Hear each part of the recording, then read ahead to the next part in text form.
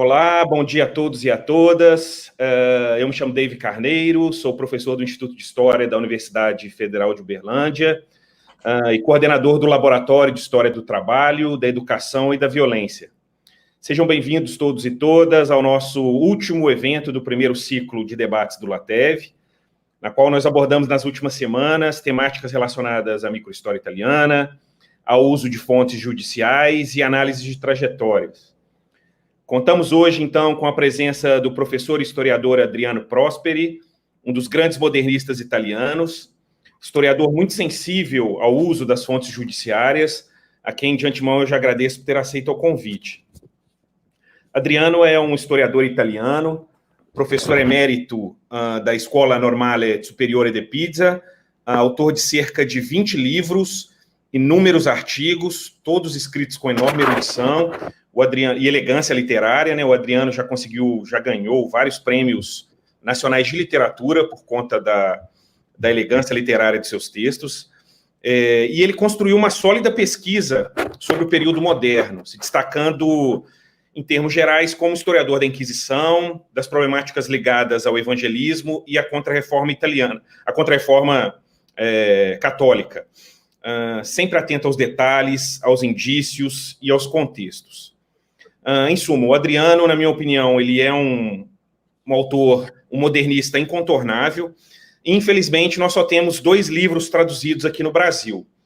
O primeiro desses livros é o Dar a Alma, que é um livro fantástico. Ele analisa, a partir de um processo inquisitorial de infanticídio, ele faz uma análise brilhante, extremamente detalhada, analisando através de indícios todo o contexto espiritual, judicial em torno desse caso, né? E o outro livro traduzido dele em português é o Tribunais da Consciência, onde ele vai analisar de que forma a Igreja Católica conseguiu, de alguma maneira, depois da Reforma Protestante, se consolidar em vários lugares da Europa. Então, hoje nós conversaremos com o professor Adriano Prosperi acerca do uso dos documentos judiciais, da análise de trajetórias, e, evidentemente, como a gente tem feito nas últimas semanas, também sobre a sua trajetória pessoal e acadêmica. Adriano, siate molto benvenuto. Grazie, grazie. Siento mucho no hablar su lenguaje. Perdóneme. Padece sim. Só gostaria de esclarecer a todos que eu entendo bem italiano, mas eu falo muito mal. Então, se eu precisar fazer alguma pergunta, interagir com o professor Adriano, eu vou fazer algumas perguntas em francês, e ele, evidentemente, vai responder tudo em italiano, que depois a gente vai legendar aqui. Então, nós vamos começar com a primeira pergunta para o professor Adriano. Adriano, eu gostaria de saber um pouco sobre a sua trajetória familiar. Você vem de uma família de intelectuais, de operários, de classe média. A sua vida familiar teve alguma influência na sua escolha profissional? Grazie. Io sono nato in una famiglia contadina. Ho trascorso la mia prima infanzia in un'Italia, in un paese occupata dall'esercito tedesco e dalle SS. Ho conosciuto una parte della storia molto remota, una storia terribile, bombardamenti, stragi, mio padre catturato, minacciato di morte, salvato in extremis. Avevo 5 anni quando è arrivato l'esercito alleato che ci ha liberato dall'occupazione tedesca. E così a quell'epoca mio padre, vivevamo in campagna, mio padre era comunista da tempo e mia madre era, diciamo, cattolica, molto legata alla Chiesa, però tutte e due avevano una cosa in comune, che era un grande desiderio di studiare, che non avevano potuto, diciamo, realizzare, avevano fatto solo le scuole elementari e hanno quindi accolto molto volentieri la mia voglia di studiare. Ho potuto farlo grazie a loro e ho ereditato da mio padre la sua ammirazione per Antonio Gramsci, che rimase un autore fondamentale per me, e mia madre, diciamo, mi dette in qualche modo il modello di una sua religiosità profonda, sostanziale, non legata alla Chiesa. Sì. E pensando ainda na sua profissão, o que te levou para as searas da história? Por que você se tornou um historiador? Sì. Eu gostaria de saber um pouco também da maneira que você foi influenciado por Délio Cantimori e por Saíta. Sì. Conte-nos um pouco da sua trajetória acadêmica, os locais onde você trabalhou, as suas parcerias com colegas historiadores. Grazie, sì. La storia mi ha appassionato fin dall'inizio, ma in maniera molto disordinata e confusa. Leggevo tutto quello che mi capitava, mi appassionavano le vicende della storia contemporanea, il fascismo, il nazismo, la rivoluzione russa. Leggevo autori come gli scritti di Benedetto Croce, il filosofo italiano noto nel mondo, e i quaderni del carcere di Antonio Gramsci, che cominciarono a essere pubblicati quando io cominciavo ad andare a scuola. E il mio scopo era cercare di capire che cosa era successo nel mio paese e perché io mi ero trovato a vivere in un paese che non aveva più, diciamo, libertà né autonomia ed era sotto il controllo di un esercito occupante. Volevo anche cercare di capire come mai la Chiesa, che era l'istituzione più importante del paese, si fosse alleata col fascismo e avesse poi scomunicato il Partito Comunista subito dopo la guerra. Però, diciamo, cominciai a imparare la storia in maniera più disciplinata quando andai all'università. Ebbi una grande fortuna, quella di vincere un concorso presso la Scuola Normale di Pisa, che mi garantì la possibilità di studiare senza spese, senza pagare tasse, senza avere il problema di pagare l'alloggio e queste cose. Questo, diciamo, dal punto di vista economico. Dal punto di vista sostanziale dell'insegnamento, ho avuto per insegnanti in questa sede alcuni tra i maggiori storici italiani. Penso a Arsenio Frugoni, il grande medievista, penso soprattutto a quello che era allora la stella nascente della storiografia italiana, che era Armando Saitta, e poi più avanti conobbi il maestro di Saitta, che era Delio Cantimori. Però devo dire che ho imparato molto, più che dai professori, dai compagni, perché l'originalità della scuola normale era che fin dall'inizio i giovani venivano impegnati a studiare personalmente un argomento e a riferire. E in questo, naturalmente, l'imitazione degli allievi migliori, precedenti, più grandi di noi, era fondamentale. E fu fondamentale conoscere quello che doveva avere un forte influsso sulla mia vita, Carlo Ginzburg.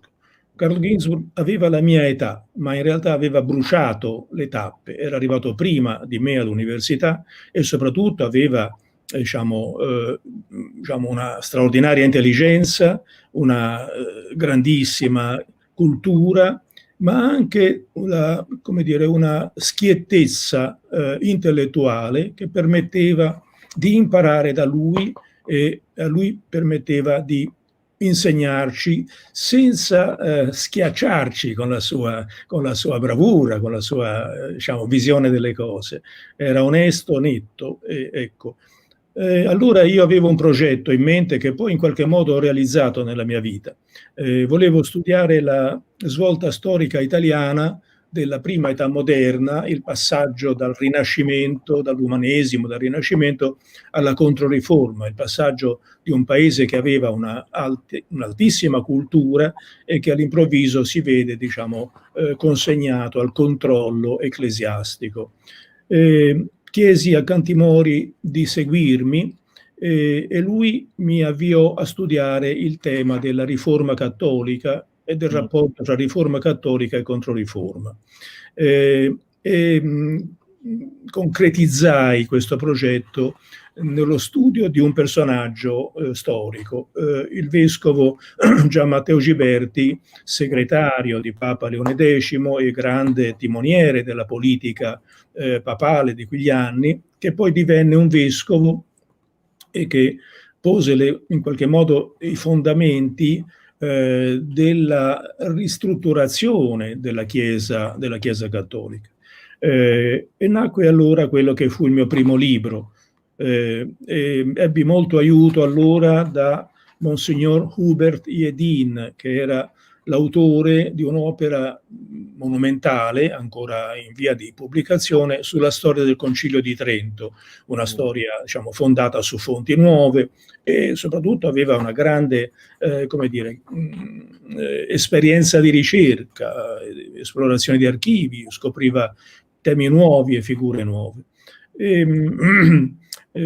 Dove mi aiutò a entrare nella cultura tedesca, passai un periodo di studio in Germania e scelsi di approfondire poi le mie ricerche a Bologna, subito dopo il baccalaureato, subito dopo la tesi di laurea. Appunto mi trasferii a Bologna, dove c'era una novità, una grande biblioteca molto ricca e molto attrezzata, diciamo, di storia, dove si lavorava benissimo, e ebbi allora la possibilità di lavorare con una persona più grande di me di età e di maggiore esperienza, che fu però come una specie di grande amico e anche maestro, che si chiamava Paolo Prodi. Adesso Paolo Prodi è morto e insomma ha lasciato una grande eredità di buone ricerche.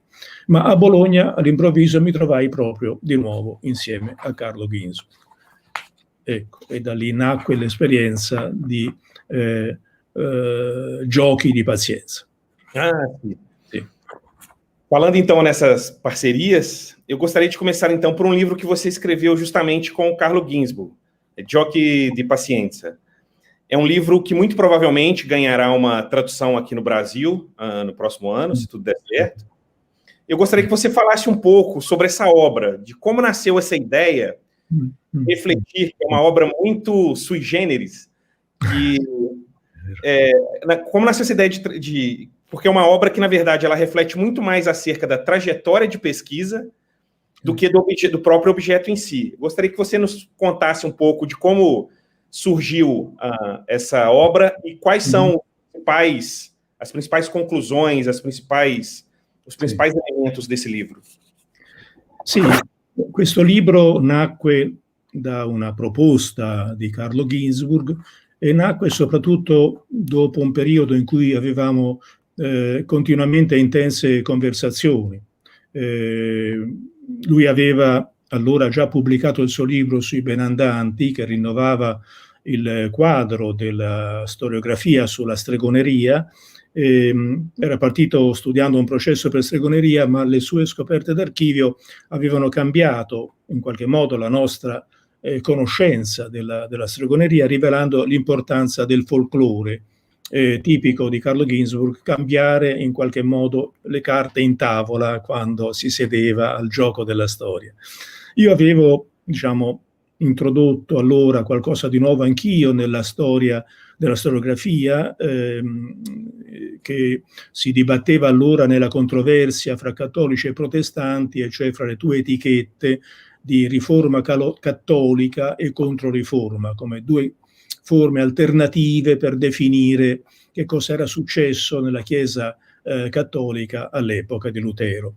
Io preferii parlare di evangelismo, perché mi ero trovato davanti a gruppi e ambienti alti socialmente e intellettualmente, che, diciamo, condividevano idee della riforma protestante e un'esigenza di rinnovamento sulla base del Vangelo, e furono in qualche modo poi accantonati, sconfitti e accantonati dall'arroccamento della Chiesa nella Controriforma.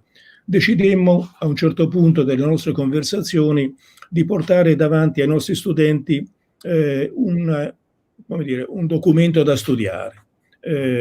Il documento allora più noto e più controverso, che era il misterioso libro anonimo intitolato Del beneficio di Cristo crocifisso per i cristiani. Era stato pubblicato nel 1543 e aveva avuto un grandissimo successo di lettori, si parla di 43.000 copie, però era stato immediatamente perseguitato dalla Chiesa, che l'aveva sequestrato dovunque lo si trovava e l'aveva proibito, ne aveva proibito la lettura.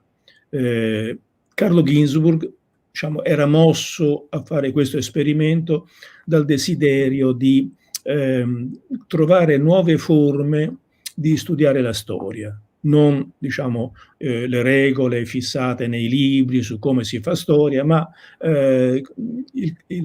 come dire, il modo un po' casuale, un po' fortunoso con cui si fanno le scoperte e si cambia quello che si sa della storia. Aveva una grande fiducia, insomma, nella possibilità di cambiare le regole, di cambiare il modo di fare storia. Io avevo, diciamo, intanto ero attirato naturalmente dalla sua straordinaria capacità di fare ricerca e riflettere nello stesso tempo sul modo di fare ricerca, e avevo bisogno di imparare, insomma, ancora una volta avevo bisogno di imparare. E fu un'esperienza appassionante, veramente appassionante, su cui siamo tornati di recente proprio in occasione della nuova edizione di quel vecchio libro. Sì, va bene. Sì. Adriano, seu trabalho mais famoso no Brasil é esse livro aqui, o Dar a Alma. Sì. Eu encontrei isso na internet. Só uma... Sì. O seu trabalho mais famoso no Brasil é o livro Dar a Alma, que é a história de um infanticídio. Sei que eu não posso... Sì, una vera fortuna avere avuto una traduzione in Brasile. Devo dire che dal Brasile mi arrivano di continuo messaggi di studiosi, di studenti che mi chiedono notizie sull'Inquisizione, insomma, e io mi faccio in questa maniera un'idea vastissima della ricchezza del Brasile. Sono davvero molto colpito. Parliamo di questo libro. Questo libro mi offre l'occasione di riflettere sul tema che ha soprattutto stimolato la mia ricerca. Io volevo capire, in realtà in tutta la mia vita ho cercato di capire da dove nascessero i problemi della società italiana.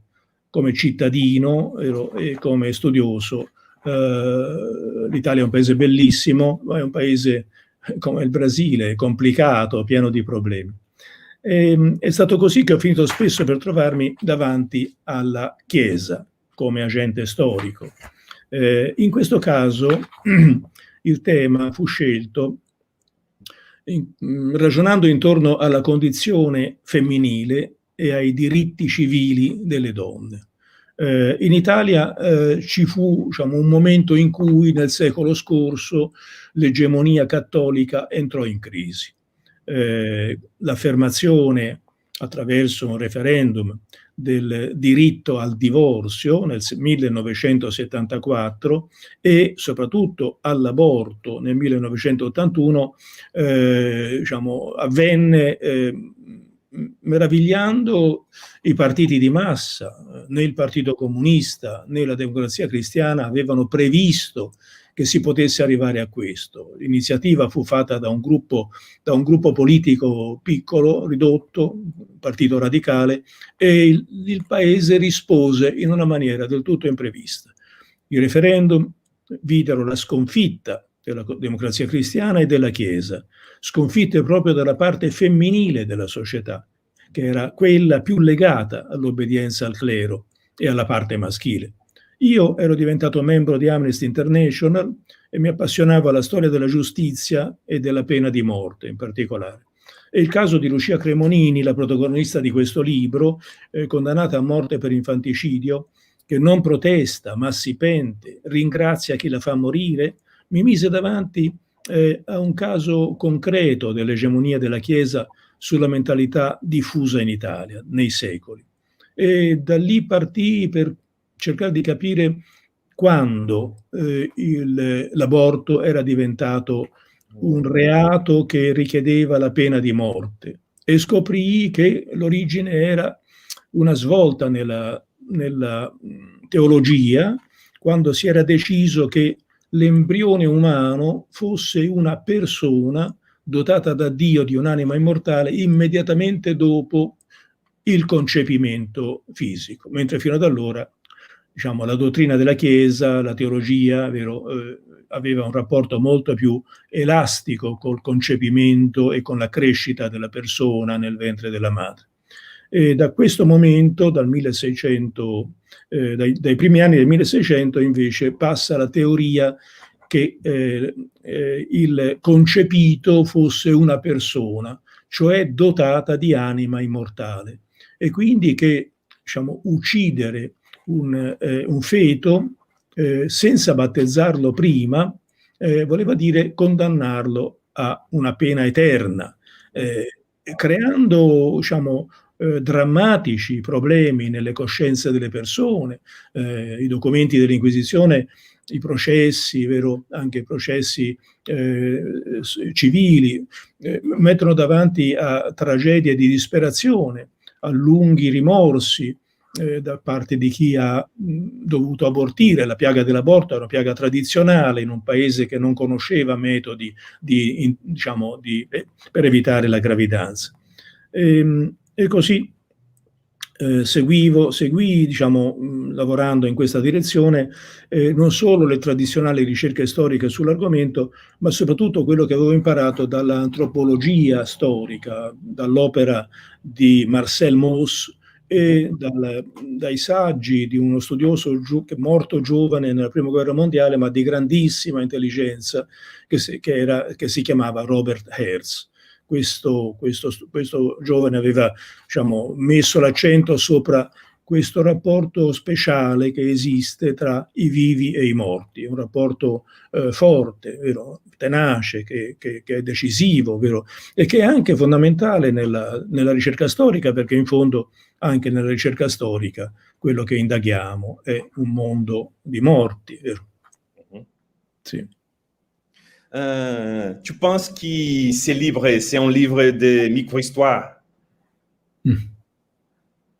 Sì. Sì? Sì, certamente, sì. È un libro di storia e nello stesso tempo di discussione con le tesi dibattute allora in maniera molto polemica in Italia sulla questione dell'aborto. Quindi era un modo per partecipare da parte mia alla discussione in corso. Sì. Falemos um pouco agora sobre análises de trajetórias e biografias. Sì. Em um livro que você publicou há pouco tempo, chamado L'Eresia del Libro Grande, História de Giorgio Siccolo e della sua setta, Sì. que analisa a trajetória de um monge beneditino que dá nome ao livro, né, o Giorgio Siccolo. Sì. Gostaria de saber, metodologicamente falando, como você entende e como você utilizou a análise biográfica e, além disso, como você relacionou, né, a trajetória de vida com um contexto mais amplo. Ou seja, para você, como é possível relacionar sujeito e sociedade? Sì, in questo caso si può dire anche che questo libro, L'Eresia del Libro Grande, sia nato come approfondimento del percorso fatto insieme a Carlo Ginzburg nel seminario sul beneficio di Cristo. Avevamo imparato allora che la storiografia aveva selezionato fino ad allora solo le idee e i protagonisti delle due concezioni destinate a vincere, cioè da un lato i teologi cattolici e dall'altro quelli protestanti, ma la realtà si era scoperto era molto più complicata ed era emerso questo personaggio nel seminario Giochi di Pazienza, questo personaggio che usciva al di fuori di tutti gli schemi. Giorgio Siccolo era un giovane monaco assolutamente ignorante dal punto di vista teologico, però aveva un grande fascino, un grande carisma, si presentava come un profeta, parlava di visioni, raccontava le sue visioni e si presentava come l'annunciatore, il messaggero di Gesù Cristo, che si sarebbe trasformato in lui davanti al Concilio di Trento, che allora era stato convocato. E qui si entra quindi in un mondo in cui il fascino del profeta lo si segue attraverso tutta una serie di suoi ammiratori, seguaci, che non erano soltanto intellettuali, non erano umanisti, c'erano anche degli umanisti dotti, c'era anche una parte dei vescovi spagnoli che ne fu molto ammirata, ma c'erano anche gente del popolo, maestri di scuola e anche contadini, sacerdoti di campagna e perfino dei contadini. Era la forza della profezia che trascinava, perché, come dire, in una situazione che sembrava bloccata di conflitto totale, vero, all'interno del cristianesimo, la speranza si proiettava verso quello che poteva accadere miracolosamente, perché Cristo avrebbe certamente risolto i problemi venendo direttamente sulla terra e dando lui, vero, la sua spiegazione, la sua soluzione al disordine nel mondo. Devo dire che non ho mai parlato dell'importanza della letteratura per uno storico. Per me è stato molto importante la conoscenza della letteratura e devo dire che in questo caso, inseguendo la vicenda del grande inquisitore dell'epoca che cattura Giorgio Siculo e lo fa morire, avevo in mente il Dostoevskij e la sua leggenda del grande inquisitore, questa straordinaria pagina della letteratura. E comunque penso che credo che anche Ginsburg sarebbe d'accordo, anzi lui ha dimostrato di pensarlo molto più fortemente di me, ma leggere i grandi classici dell'Ottocento, leggere Tolstoj, diciamo, Guerra e pace, ecco, sia fondamentale per uno che vuole studiare storia. Io perlomeno lo facevo leggere sempre ai miei studenti. Sì. Adriano, seguindo o mesmo raciocínio, no seu livro Justicia Bendata, Sim. você analisa as imagens da justiça e a plasticidade da simbologia em questão. Queria que você nos contasse um pouco sobre as conclusões que você chegou nesse livro e, metodologicamente, como você analisou os símbolos. Eu gostaria de saber, como um grande estudioso que você é do período moderno, se as ideias de Aby Warburg tiveram alguma influência na sua análise das imagens. Como fazer ecoar os detalhes nos contextos históricos gerais? Sì. La premessa di questa ricerca, l'aver preso familiarità con gli scritti di Aby Warburg e con la scuola che studiava le immagini, il significato delle immagini, penso ai lavori di Panofsky, di Erwin Panofsky, diciamo, e al Warburg Institute, vero, di Londra, dove l'incontro con Warburg era agevolato dalla sua grande biblioteca e dall'organizzazione mnemonica di questa biblioteca. Quindi studiare le immagini, in questo caso, diciamo, io partii da un indizio, da un piccolo indizio. Forse in questo, come dire, c'è una versione un po' semplice, vero, e ingenua della microstoria, l'idea cioè che i grandi problemi ci sfuggono perché spesso noi ignoriamo, vero, gli indizi che affiorano e andiamo avanti su quello che già sapevamo, cercando quello che già sapevamo. Il problema per lo storico è, diciamo, entrare in un mondo di cui non sa nulla e che tende a semplificare sulla base del mondo suo. Entrare in un altro mondo richiede un esercizio difficile. Ora, l'indizio fu semplicemente quello dell'affiorare improvvisamente di una immagine la giustizia come donna, secondo diciamo, le immagini antiche, vero, da cui si imparava, che vivevano di nuovo, come Aby Warburg ci aveva spiegato, vivevano una seconda vita. Ecco, questa immagine femminile della giustizia si copre gli occhi con una benda, compare con gli occhi bendati. Chi disegnò questa immagine aveva uno scopo polemico, cioè voleva criticare i giudici che davano le loro sentenze senza vedere, senza conoscere, diciamo in maniera incompetente. Era una critica, ma venne rovesciata in pochi anni, assumendo un significato invece grandemente positivo, cioè la giustizia non guarda in faccia a nessuno proprio perché è giusta e quindi non si fa influenzare dai potenti, vero? Non premia chi ha potere, ma esercita il suo lavoro in maniera imparziale. In maniera imparziale perché è nato intanto una struttura statale. Non ci sono più i giudici di villaggio nominati dalla comunità, ci sono, diciamo, dei principi territoriali tedeschi che organizzano i loro domini e compongono delle regole per i giudici, i quali debbono studiare queste regole, avere una formazione universitaria e comunque studiare le regole, applicare le regole in maniera appunto imparziale.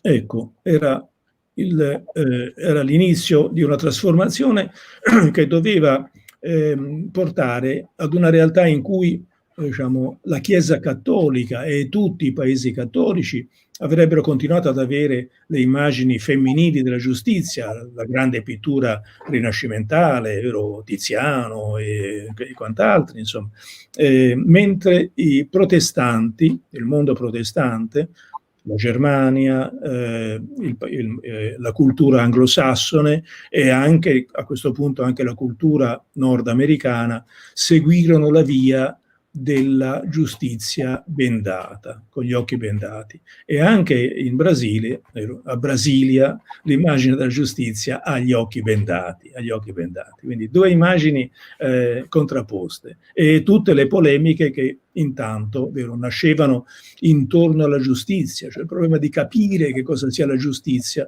le critiche che uno porta alla giustizia così come la vede amministrata si riferiscono o al difetto di una giustizia che non vede o al difetto di una giustizia che vede anche troppo e si fa corrompere dal denaro che qualcuno le dà.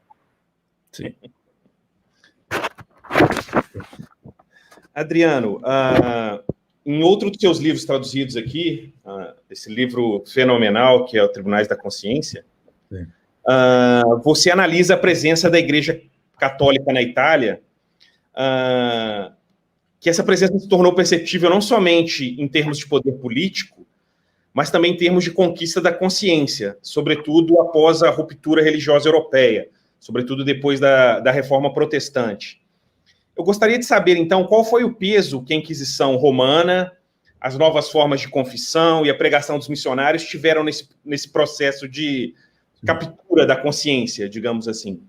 Sì, ma in questo caso, diciamo, il mio problema di ricercatore è stato spesso, come hai sentito, quello di fare i conti con la tradizione religiosa medievale che attraverso poi la crisi del Cinquecento porta alla realtà moderna. Insomma, ecco, si trattava per me di capire la differenza fra paesi cattolici e paesi protestanti, differenze culturali molto forti come quelle che esistono fra l'Italia e la Germania e che ancora oggi si vedono. Ma il libro, questo libro fu la risposta a distanza di molto tempo al problema che avevo trattato nella mia prima ricerca, quella su Gianmatteo Giberti e l'evangelismo. La risposta è stata una risposta che ha scontentato molti, è stata criticata in qualche modo sia dai sostenitori della modernità della riforma protestante, sia dai difensori dell'importanza della riforma cattolica.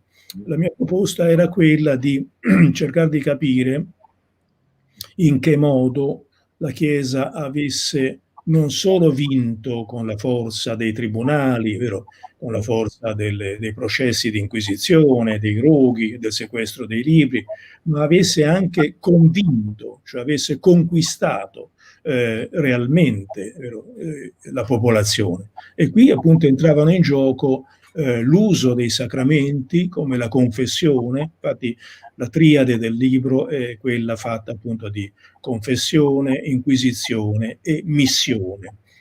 Tre vie attraverso le quali da un lato c'è l'uso poliziesco della forza, cioè l'inquisizione, ma dall'altro c'è però il potere della confessione, il potere di chi riesce a dire appunto ad una persona che i suoi peccati sono perdonati, cioè andare incontro col perdono al bisogno del peccatore inquieto per la sentenza divina che lo aspetta.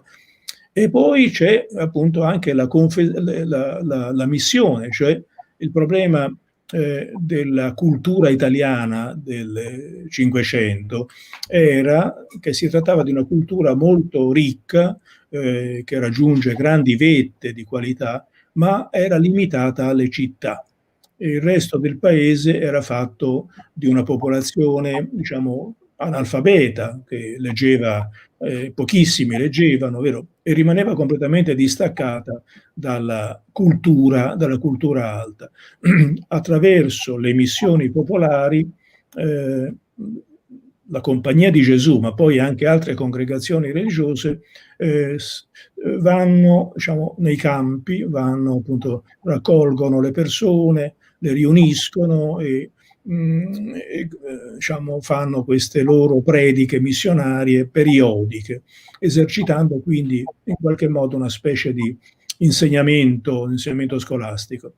Ma il disegno poi riuscì imprevedibilmente diverso da quello che io avevo all'inizio appunto creduto di riuscire a comporre, perché emerse che a un certo punto il Papa Paolo IV, il più, diciamo, tenace sostenitore della Controriforma, aveva imposto ai confessori una regola che era quella di chiedere al penitente di confessare prima di tutto se conosceva qualcuno che leggeva libri proibiti, se conosceva persone che avevano idee ereticali, e se il penitente diceva di sì, allora il confessore si toglieva la stola di confessore, apriva il registro delle denunzie e si trasformava in giudice. E in questa maniera raccoglieva quella che poi fu definita tecnicamente come una spontanea comparsa, spontanea comparitio. Non era spontanea, era obbligata, però così fu registrata. E in questa maniera quindi la confessione diventò diciamo, qualcosa che poteva essere rivelato, non era più segreta. Ecco, la parte che interessava l'autorità veniva rivelata. E questo è il risultato di questo tentativo, ovvero di storia religiosa italiana del secolo della Riforma.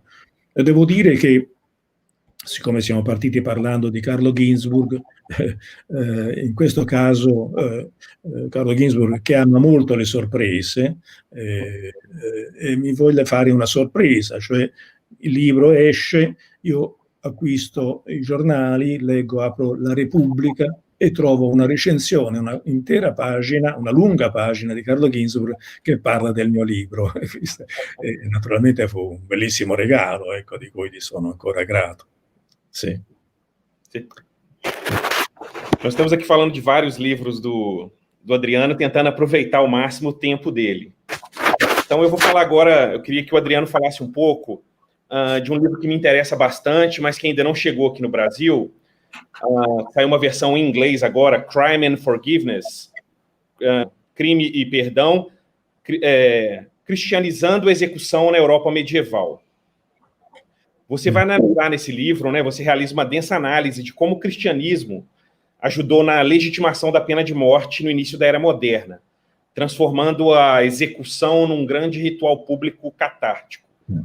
Você poderia nos contar mais um pouco de como foi fazer esse livro, das suas principais fontes e os métodos utilizados? Sì. In realtà questo libro è diciamo, una ricerca che è durata molti anni, è cominciato intorno al 1978 in una riunione di questa associazione Amnesty International, che si occupava della pena di morte. E da allora in poi io, diciamo, avevo trovato una cosa bellissima, che era una rappresentazione del compianto su Cristo morto, che si trova in una chiesa a 2 passi da Piazza Maggiore di Bologna. Ed era una chiesa dove un gruppo marmoreo, un gruppo diciamo statuario, mostra le figure evangeliche, vero, inginocchiate intorno al corpo di Cristo morto. Ora, questa chiesa era la sede di una confraternita che si occupava del conforto dei condannati a morte. In quelle stanze dove c'erano queste figure scultoree, si riunivano i membri della confraternita la sera prima di una esecuzione capitale e vi ospitavano il condannato o la condannata a morte, e la mattina lo portavano all'esecuzione capitale che si svolgeva vicinissimo, nella piazza maggiore della città, dove era organizzato un grande spettacolo, una grande rappresentazione in cui il condannato era l'attore principale. E il condannato si presentava, come era accaduto alla protagonista di Dare l'anima, alla giovane bolognese Lucia Cremonini. Il condannato si presentava pentito, chiedeva perdono per i suoi peccati, per le sue colpe, e chiedeva le preghiere dei presenti. E diventava in qualche modo un santo, perché pentito, confessato e assolto, andava a morte preparandosi a incontrare subito dopo il giudice divino che lo avrebbe certamente fatto salire al cielo. Ora, questa storia è un episodio del rapporto fra i vivi e i morti, anzi è un rapporto tra il vivo e il morente, che si prepara a diventare morto e col quale quindi bisogna stringere un rapporto di pace. Il morto che muore appunto è animato da sentimenti ostili nei confronti dei vivi, e allora esorcizzare questo odio, accompagnarlo con preghiere, salutarlo, vero, subito prima della sua morte, è un modo per stringere questo rapporto tra i vivi e i morti. Quindi questa lezione di Robert Herz sul rapporto tra vivi e morti si rivelava ancora una volta importante. Anche Carlo Ginzburg era d'accordo su questo. Ricordo che alla sua storia notturna, al termine della sua storia notturna, c'è proprio il riconoscimento che il tentativo di conoscere il passato, cioè la storia stessa, raccontare la storia, è un viaggio dei vivi nel paese dei morti. Partendo di lì cominciai a seguire l'intreccio fra il dare la morte ai condannati e il trasformarli in santi da parte del pubblico, e trovai qualcosa di molto diverso da quella che era allora la, diciamo, rappresentazione di Foucault della pena di morte, del grande spettacolo crudele, vero? Ma c'era qualcosa di diverso, cioè era in realtà una sacra rappresentazione, un intreccio documentato da immagini, devozioni, la quantità di opere pittoriche, vero, create apposta per confortare il condannato, fu impressionante. Se ne trovano tracce in tutti i centri italiani, anche nei più piccoli. E così si capiva come fosse stato possibile che una religione di fraternità e di misericordia fosse stata nei secoli, fino a partire dalla tarda antichità, la più salda alleata della pena di morte, quella che riusciva cioè a far accettare la pena di morte a tutti, al popolo, almeno fino a quando con l'illuminismo nel Settecento, la credenza nell'altro mondo entra in crisi e questo lavoro di conforto finisce col perdere significato. Muito bom. Adriano, ainda nessa perspectiva, eu gostaria de saber se você se vincula a alguma corrente historiográfica e qual relação que você mantém em suas obras com as grandes correntes historiográficas do século XX, os o marxismo inglês, por exemplo, a microhistória italiana, enfim. Ma fare un bilancio del quasi il secolo, diciamo, che è durata la mia vita, sarebbe molto difficile. Certamente niente assomiglia più a quello che abbiamo trovato. Il panorama è completamente cambiato con la nostra generazione. Siamo, diciamo, ai miei inizi, quella che contava soprattutto era la tradizione tedesca, si imparava dai maestri della storiografia tedesca dell'Ottocento, del secolo tedesco della storia. In realtà si passò subito alla storiografia francese, grazie a Marc Bloch, al suo Apologie pour l'histoire, métier d'historien, grazie alla sua opera I Re Taumaturghi, un capolavoro straordinario, perché si abbandona, diciamo, la storia politica come storia principale, fondamentale, e si cerca di entrare nelle mentalità, si cerca di capire, vero, le mentalità, le contraddizioni dei sentimenti, gli inganni, quindi non più soltanto le storie vere contano, ma contano moltissimo le storie inventate, le storie false, le credenze come che vanno a entrare appunto nella mentalità collettiva. Quindi la storiografia delle Annales fu fondamentale per noi per uscire da quella tradizione tedesca dei nostri insegnanti, e si è passati dalle Annales di Jacques Le Goff, vero, dei suoi eredi, poi a un mondo della storiografia sempre più vasto, il marxismo inglese, per esempio, l'importanza fondamentale di Eric Hobsbawm, che è stato un maestro universale in qualche modo col suo marxismo e con la sua lettura delle tradizioni inventate, vero? Ma anche con la sua monumentale opera finale sul secolo breve, vero? Da cui abbiamo imparato tutti. E poi anche, penso, appunto alla storiografia del movimento operaio inglese, E.P. Thompson, sulla cultura popolare e così via.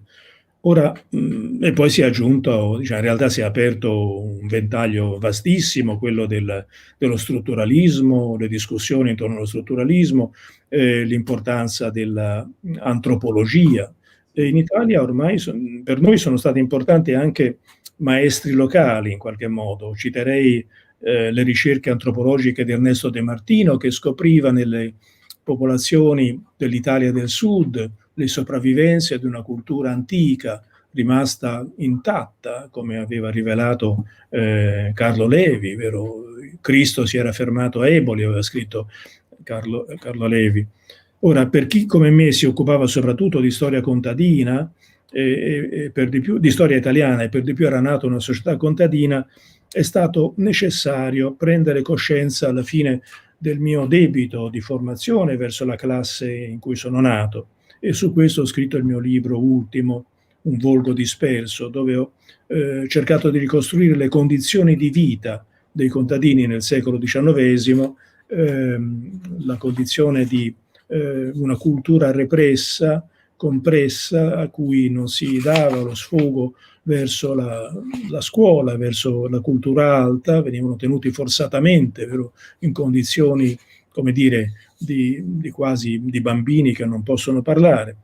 E questo era stato cancellato, questo popolo, perché la Chiesa e i proprietari terrieri, i nobili e i proprietari terrieri, avevano stretto un patto, escludendoli dalla lettura e dalla scrittura e, diciamo, consegnandoli allo sfruttamento, come se fosse il destino della loro vita, un destino che si è rotto soltanto, vero, nella seconda metà del secolo scorso.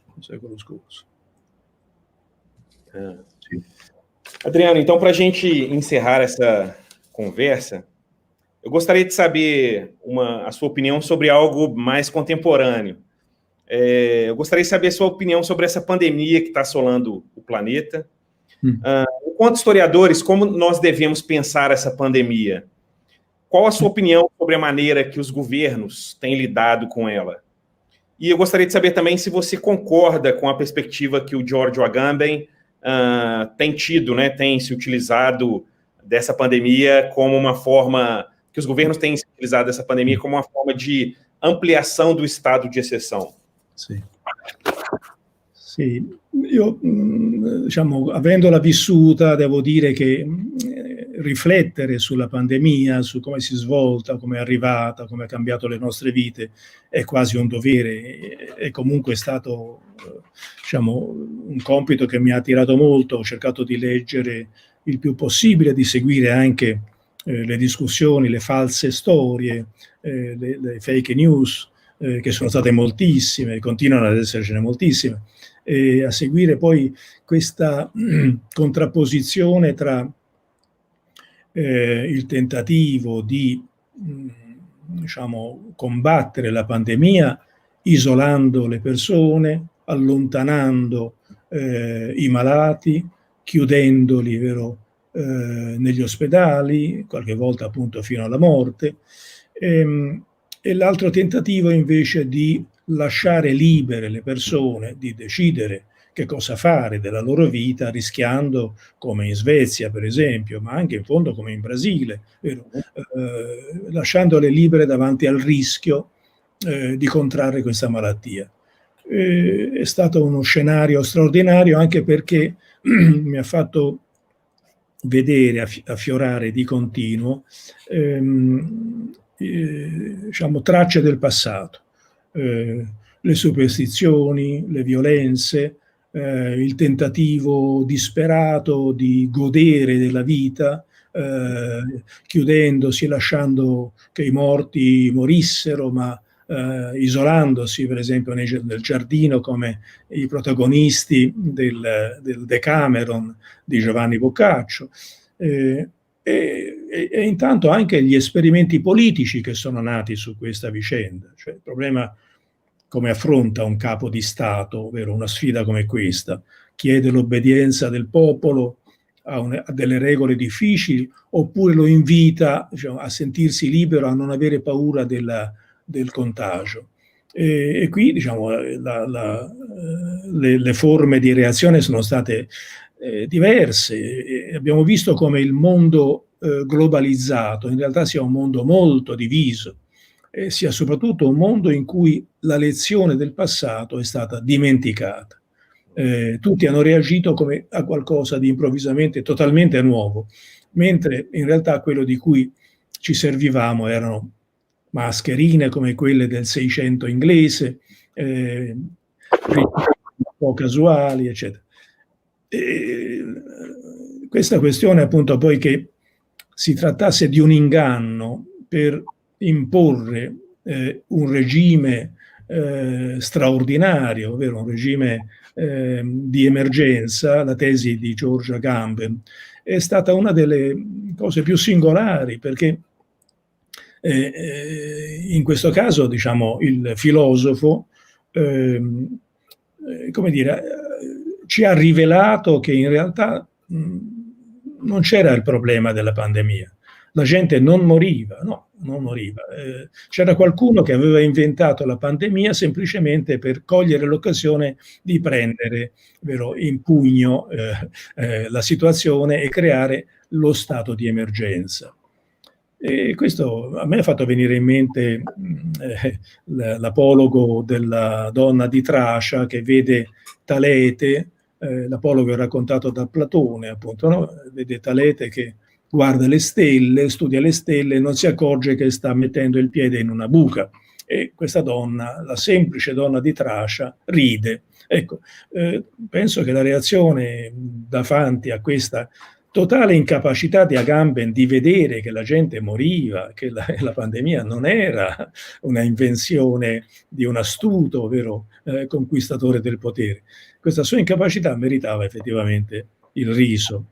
Ma intanto però il problema della paura è un problema più complesso, e questo davvero richiede di fare i conti con le cose che sono cambiate nella nostra storia, perché abbiamo alle spalle una lunga storia in cui la paura era la paura religiosa, la paura dell'ira divina, no? Quest'ultima enciclica del Papa Francesco ha messo anche questa frase importante: l'epidemia non è, vero, una punizione di Dio, è un fatto umano. Fino ad ora, come dire, la tradizione ufficiale della Chiesa era che bisognava pregare Dio di perdonarci e di non insistere con la punizione dell'epidemia. Quindi, diciamo, come è cambiata la paura rispetto al tempo appunto in cui era una paura religiosa, da quando è diventata invece una paura della morte che spinge le persone, vero, a diventare il popolo dello Stato, a mettersi nelle mani di un potere centrale, il potere statale, come nella famosa appunto immagine del Leviatano di Hobbes, su cui ancora una volta, per concludere con un nome con cui abbiamo cominciato, ancora una volta bisogna leggere Carlo Ginzburg. Sim. Chegamos então ao final dessa agradável conversa, nossa última conversa dessa série que nós tivemos com historiadores italianos. Então, Adriano, grazie mille per il tuo tempo, per la tua dolcezza nel rispondere alle mie domande. Grazie David, è stato un bellissimo incontro e io spero che gli studenti tuoi che sono così fortunati da avere te come docente non si siano troppo annoiati alle mie chiacchiere. Va bene, grazie, grazie, buon lavoro. Grazie, Adriano. Tanti auguri a te.